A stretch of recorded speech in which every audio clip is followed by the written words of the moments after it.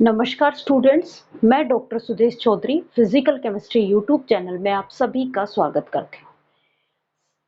आप लोगों का बहुत बहुत धन्यवाद। हमारे चैनल ने 1000 सब्सक्राइबर कंप्लीट कर चुकी है। आप इसी तरीके से हमारे चैनल के साथ जुड़े रहिए। इस चैनल को ज़्यादा से ज़्यादा शेयर कीजिए ताकि ज़्यादा से ज़्यादा स्टूडेंट्स अपने साथ जुड़ सकें। हम लोग बीएससी थर्ड ईयर की फिजिकल केमिस्ट्री पढ़ रहे थे, जिसमें हमने एक यूनिट कंप्लीट कर ली है, स्पेक्ट्रोस्कोपी। आज हम एक नई यूनिट स्टार्ट करने जा रहे हैं, यूनिट फर्स्ट, क्वांटम मैकेनिक्स। क्योंकि आप लोग बार बार कमेंट करके यही कर रहे थे कि मैम आप हमें क्वांटम मैकेनिक्स के वीडियो प्रोवाइड करवाइए, तो आज से हम क्वांटम मैकेनिक्स स्टडी करेंगे। आपकी यूनिट फर्स्ट है, बीएससी थर्ड ईयर में यूनिट फर्स्ट।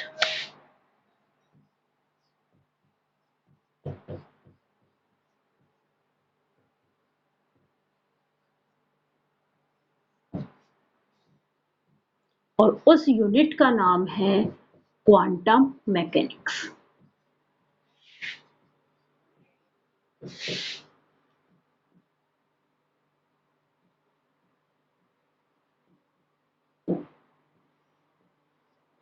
चलो, आज से हम क्वांटम मैकेनिक्स स्टार्ट करेंगे।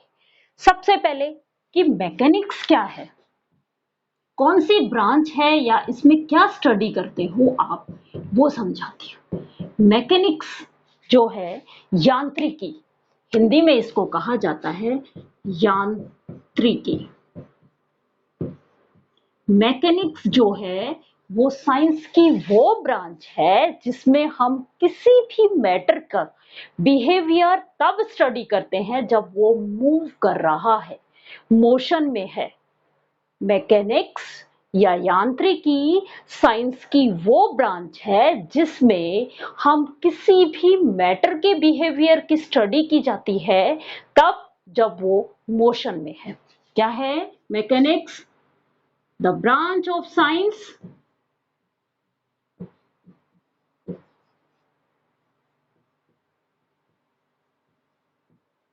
in which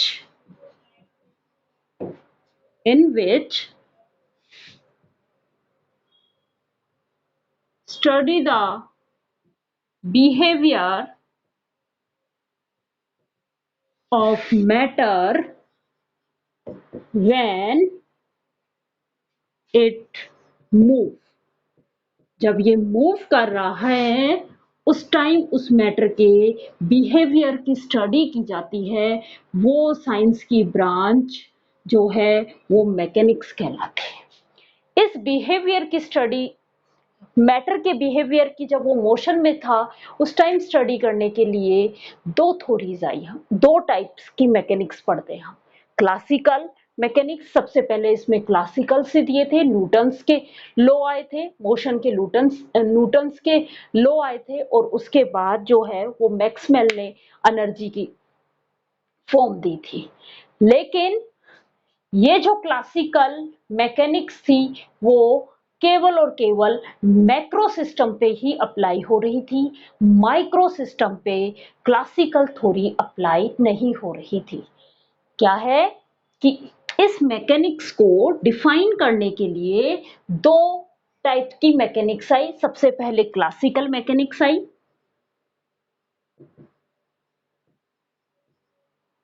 क्लासिकल मैकेनिक्स जो थी वो मैक्रो सिस्टम पे अप्लाई हुई। मैक्रो सिस्टम पे अप्लाई हुई, इसके लिए बहुत सारे लॉज आए थे डिफरेंट, जैसे न्यूटन्स के लॉ आए थे, मैक्सवेल के एनर्जी लॉ आए थे, E=mc²। तो ये सब कौन से थे? क्लासिकल थ्योरीज थी। ये सारी की सारी थ्योरीज कैसी थी? क्लासिकल थ्योरीज थी, जो बहुत सारे माइक्रो सिस्टम्स की बहुत सारे इफेक्ट्स को डिफाइन नहीं कर पा रही थी। उसके लिए क्वांटम मैकेनिक्स आई। तो क्वांटम मैकेनिक्स जो है वो माइक्रो सिस्टम पे अप्लाई हुई। क्वांटम मैकेनिक्स जो है वो माइक्रो सिस्टम्स पे आई। क्वांटम मैकेनिक्स में बहुत सारे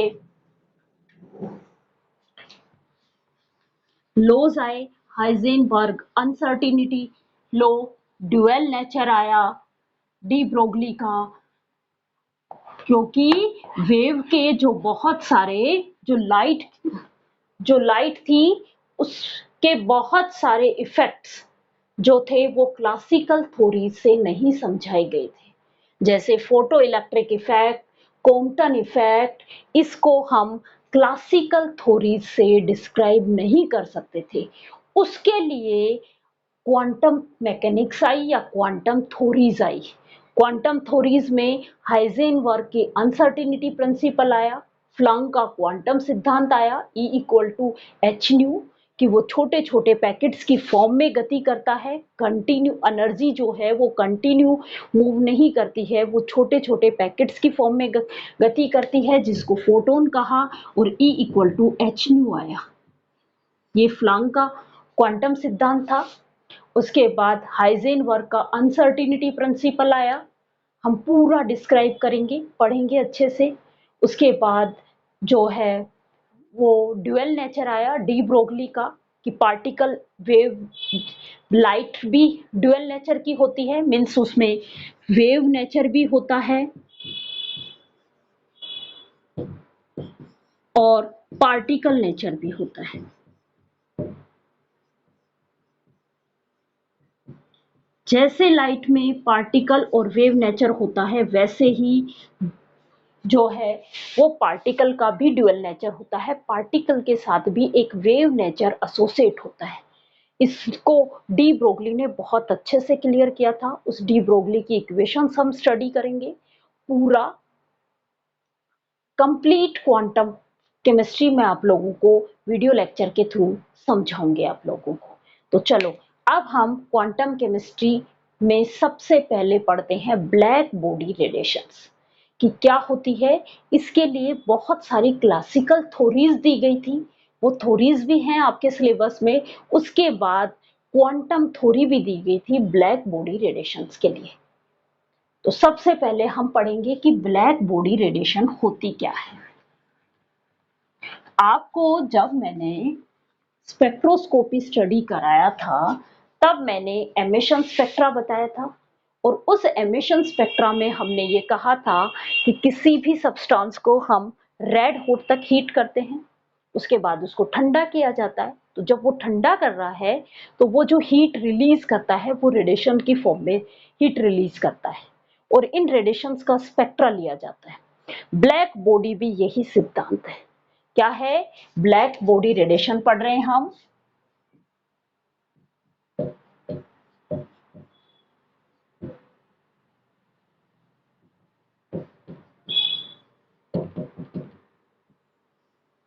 ब्लैक बॉडी रेडिएशंस क्या है कि जब किसी सब्सटेंस को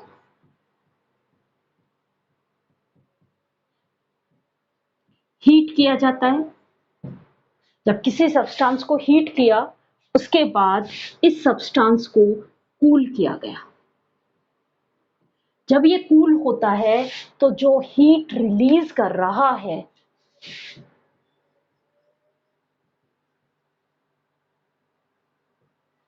ये जो हीट रिलीज कर रहा है ये रेडिएशंस की फॉर्म में हीट रिलीज करता है। किस फॉर्म में हीट रिलीज करता है? रेडिएशंस की फॉर्म में। और ये रेडिएशंस ठीक वैसी ही होती हैं जैसी मैक्सवेल की इलेक्ट्रोमैग्नेटिक रेडिएशंस। ये रेडिएशंस जो हैं वो सिमिलर होती हैं इलेक्ट्रोमैग्नेटिक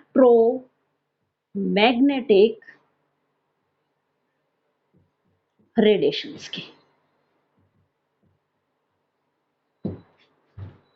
ये सिमिलर होती है इलेक्ट्रोमैग्नेटिक रेडिएशंस की। और जब हम इन रेडिएशंस का स्पेक्ट्रा लेते हैं, क्या लिया गया? स्पेक्ट्रा लिया गया, तो ये पाया कि ये रेडिएशंस का स्पेक्ट्रा जो है वो टेम्परेचर पे डिपेंड करता है।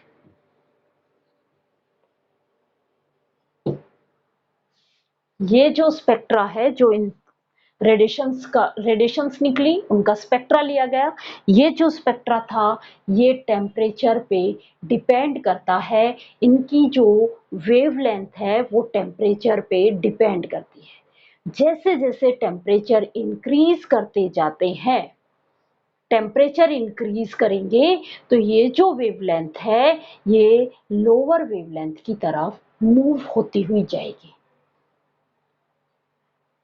ब्लैक बॉडी रेडिएशंस एक इस तरीके का ब्लैक बॉडी जो है वो एक ऐसी बॉडी होती है जिसमें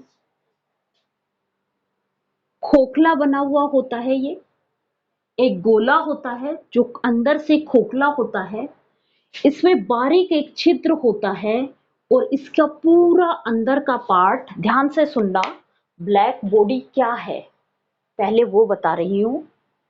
रेडिएशंस तो क्या है वो बता दिया आपको। अब हम सबसे पहले पढ़ेंगे ब्लैक बॉडी क्या है। ब्लैक बॉडी क्या है? ये एक आइडेंटिकल फॉर्म है, मीन्स काल्पनिक है। ये क्या होती है? एक खोखला पार्ट होती है, गोला होती है, इसके अंदर वाला पार्ट जो है वो ब्लैक किया हुआ रहता है।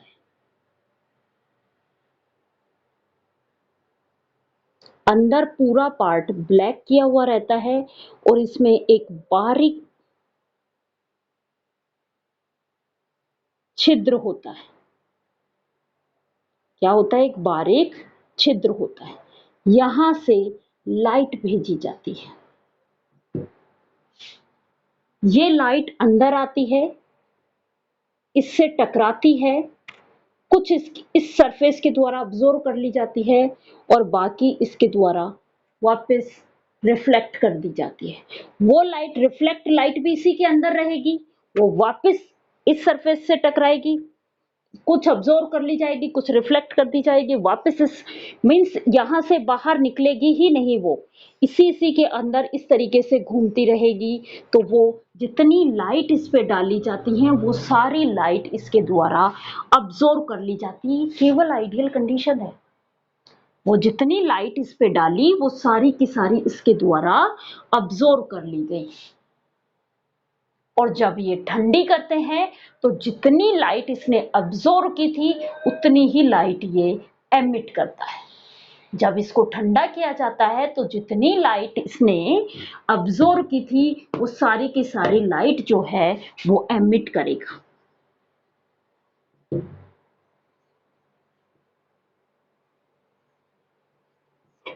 जब लाइट को अब्जॉर्ब करेगा तो वो जितनी लाइट का पोर्शन किसी बॉडी के द्वारा अब्जॉर्ब किया जाता है वो उसकी एब्जॉर्बिटी कहलाती है। लाइट का वो पोर्शन जो उस किसी भी बॉडी के द्वारा अब्जॉर्ब किया जाता है वो उसकी एब्जॉर्बिटी कहलाती है, ए से डिनोट किया जाता है। और लाइट का वो पोर्शन जो किसी बॉडी के द्वारा एमिट किया जाता है उसकी एमिशन पावर कहलाती है और उसको भी ई से डिनोट किया जाता है। ध्यान रखो, जो जितना ज्यादा अब्जॉर्बर कैपेसिटी होती है उसकी उतनी ही ज्यादा एमिशन कैपेसिटी होती है। जिस बॉडी की जितनी ज्यादा एब्जॉर्बिटी होती है उसकी उतनी ही ज्यादा एमिशन पावर होती है। ब्लैक बॉडी में जितनी लाइट उसने अब्जॉर्ब की उतनी ही लाइट वो एमिशन करेगा, मीन्स उसकी एब्जॉर्बिटी और एमिशन पावर की वैल्यू जो है वो इक्वल होती है। एब्जॉर्बिटी और एमिशन पावर की वैल्यू किसके लिए? ब्लैक बॉडी के लिए इक्वल होती है। कहें तो इन दोनों का रेशियो A/E, ये वैल्यू हमें 1 मिलती है और ये आइडियल वैल्यू होती है। ये केवल और केवल ब्लैक बॉडी के लिए ही काम करती है। तो हमने पढ़ा ब्लैक बॉडी रेडिएशंस। सबसे पहले मैंने आप लोगों को ये बताया कि रेडिएशंस होती क्या है। रेडिएशंस किस फॉर्म में एमिट होती हैं? इलेक्ट्रोमैग्नेटिक रेडिएशंस की फॉर्म में एमिट हो रही हैं। क्या है कि जब किसी सब्सटेंस को हम हीट करते हैं और उसके बाद उसको ठंडा किया जाता है तो वो हीट रिलीज करता है। ये जो हीट रिलीज हो रही है ये रेडिएशंस की फॉर्म में हीट रिलीज होगी। ये रेडिएशंस की फॉर्म में जो हीट रिलीज हो रही है ये रेडिएशंस वैसी ही होती हैं जैसी मैक्सवेल की इलेक्ट्रोमैग्नेटिक रेडिएशंस। जैसी मैक्सवेल की इलेक्ट्रोमैग्नेटिक रेडिएशंस के सिमिलर ही ये रेडिएशंस होती हैं। इन रेडिएशंस का जब स्पेक्ट्रा लिया जाता है तो ये जो स्पेक्ट्रा है ये टेम्परेचर पे डिपेंड करता है। ये पता लगाया कि ये टेम्परेचर पे डिपेंड करता है। जैसे जैसे टेम्परेचर बढ़ाते जाते हैं ये स्पेक्ट्रा का वेवलेंथ भी जो है वो लोअर वेवलेंथ की तरफ मूव मींस हायर एनर्जी की तरफ मूव करेगा। और हायर एनर्जी और वेवलेंथ के बीच में इन्वर्सली रिलेशनशिप था। तो जब हायर एनर्जी की तरफ मूव करेगा तो क्या होगा, लोअर वेवलेंथ की तरफ मूव करेगा। कब, टेम्परेचर इंक्रीज करने पे। टेम्परेचर इंक्रीज करेंगे तो ये लोअर वेवलेंथ की तरफ मूव करेगा।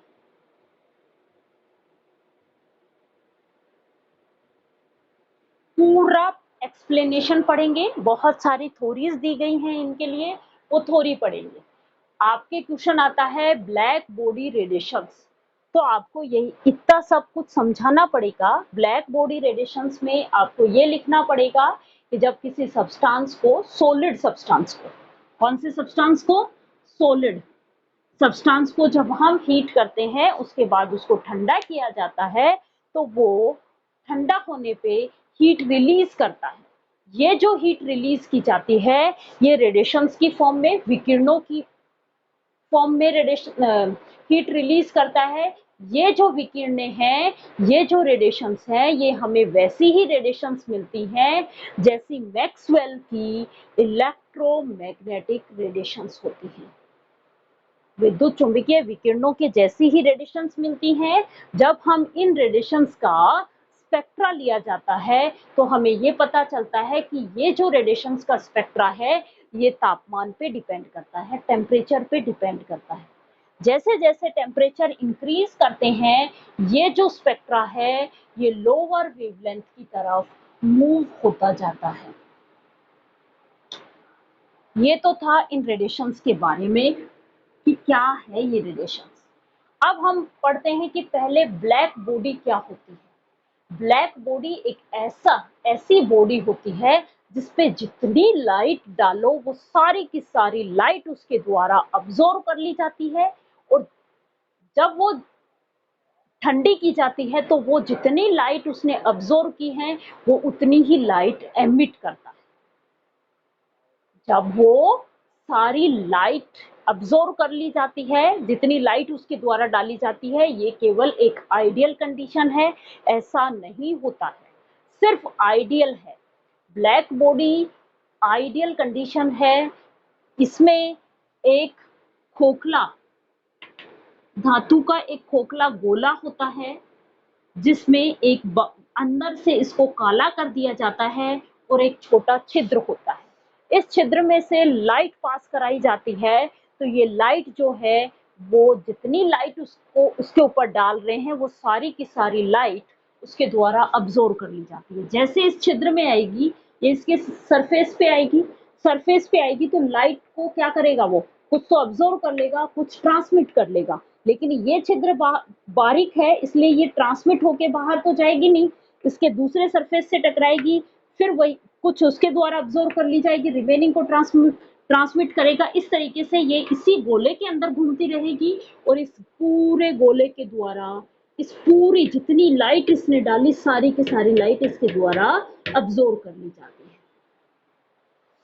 जो लाइट किसी के द्वारा, लाइट का वो पार्ट जो उसके द्वारा अब्सॉर्ब कर लिया जाता है उसकी एब्सॉर्बिटी कहलाती है, अवशोषण क्षमता कहलाती है। ठीक है, अवशोषण क्षमता और उत्सर्जन क्षमता किसकी, ब्लैक बॉडी की इक्वल होती है। हर एक के लिए ही ये है कि उनकी जितनी लाइट वो अब्सॉर्ब करते हैं उतनी ही लाइट वो एमिट करते हैं जब उनको ठंडा किया जाता है। इनकी जो एब्सॉर्बिटी की वैल्यू भी 1 होती है और एमिशन पावर भी इनकी 1 होती है। 1 का मतलब पोर्शन, लाइट का वो पोर्शन मीन्स जितना डाला वो सारा का सारा उसके द्वारा अब्जॉर्ब कर लिया जाता है। ये आइडियल कंडीशन है। इसकी एब्जॉर्बिटी भी 1 होती है, इसकी एमिशन पावर भी 1 होती है। जितनी लाइट इसने अब्जॉर्ब की थी, जब इसको ठंडा किया जाता है उतनी सारी की सारी लाइट ये एमिट कर देता है। ये था ब्लैक बॉडी रेडिएशंस। अब हम कल इस ब्लैक बॉडी रेडिएशंस से रिलेटेड डिफरेंट डिफरेंट लॉ पढ़ेंगे। इस ब्लैक बॉडी रेडिएशंस के लिए जो रेडिएशंस आ रही हैं, इन रेडिएशंस के लिए डिफरेंट डिफरेंट लॉ दिए थे लैम्ब्डा और टेम्परेचर के ऊपर। लैम्ब्डा और टेम्परेचर के ऊपर ये डिफरेंट डिफरेंट लॉ पढ़ेंगे जो आपके एज इट इज आते हैं। लॉ पूछे जाते हैं आपसे कि टेम्परेचर चेंज करने पे लैम्ब्डा का क्या इफेक्ट पड़ेगा, लैम्ब्डा मैक्सिमम क्या चेंज होगा, कौन से डायरेक्टली प्रोपोर्शनल होगा, इनवर्सली प्रोपोर्शनल होगा, टेम्परेचर के कौन से पावर के ऊपर डिपेंड करेगा। सबने अपने अपने मत अलग अलग दिए हैं, इसलिए लॉ भी हम डिफरेंट डिफरेंट लॉ पढ़ेंगे। Thank you.